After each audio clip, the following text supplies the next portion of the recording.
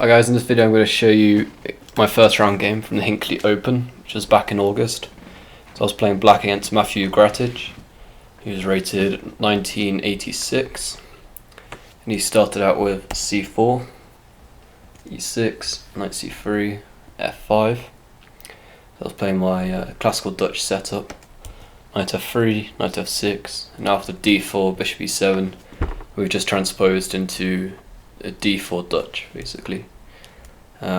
Matthew played a3 here, which is a strange move. I haven't really seen this one before. I guess he wants to gain space on the queen side with b4, maybe even castle on the queen side, and then try to attack me on the king side.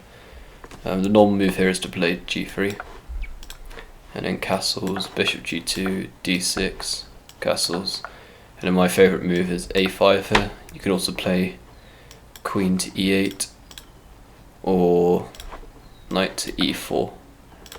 Well, I normally play a5, and then white has a couple of options here with queen c2, b3, rook e1, etc. Okay, so back to the move. He plays a3, so it's castled. And after b4, so he gains space on the queen side. I just continue with my plan of playing d6. So I'm hoping to break with e5 in the future, and maybe by playing my queen here and try and protect it this way, I'll bring my knight to d7. So bishop g5, queen e8, bishop takes f6, bishop takes f6, and now this allows them to play e4 because there's no knight attacking the e4 pawn. Okay, so whenever your opponent plays e4 in the Dutch, it's important to counter with either f4 or e5, and e5 is the better move here. So I played e5, especially now that it's king still in the middle.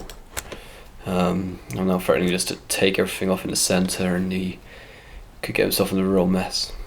Okay, so he takes on e5, which is the best move. I take on e5, and now bishop d3.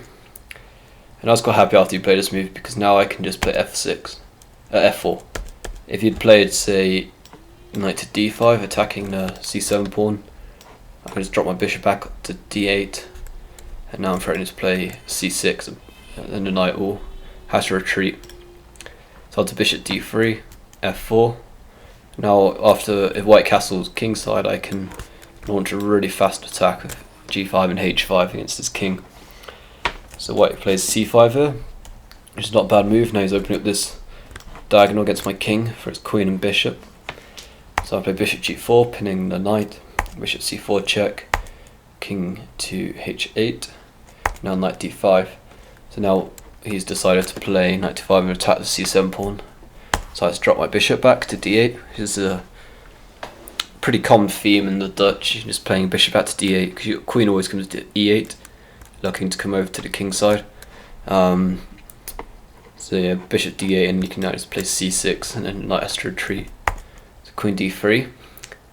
Actually, I could either play c6 here or knight c6, and I decided to play knight c6 first, because now I was hoping of taking on f3, putting my knight on a really good outpost, and then I can play c6 afterwards.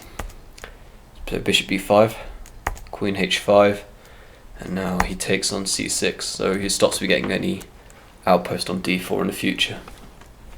So takes, pawn takes, now knight has to retreat, knight c3, and now it's bishop e7. So after this move, I'm now wanting to bring my rook to the centre. He plays h3, and now I can just play rook d8 anyway, because he can't take the bishop because it's still a pin on the rook. Queen e2. Now I just take on f3.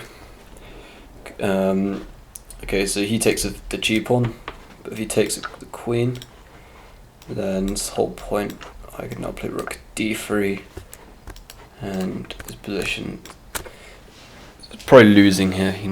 He's losing a pawn. My bishop comes to h4. He's in a real mess. He just hasn't got his pieces developed.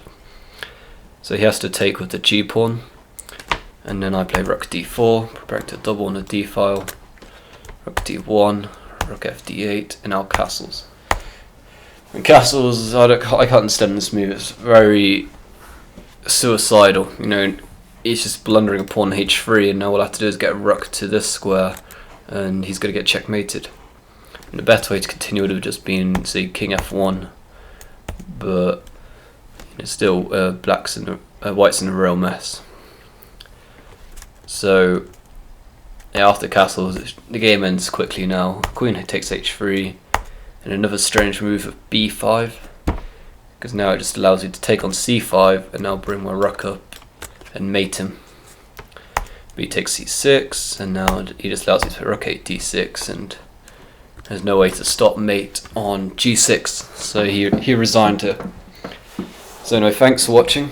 Please subscribe to my channel and get regular updates on new videos, and this is the start of my new series on the Hinckley Open. Thanks for watching.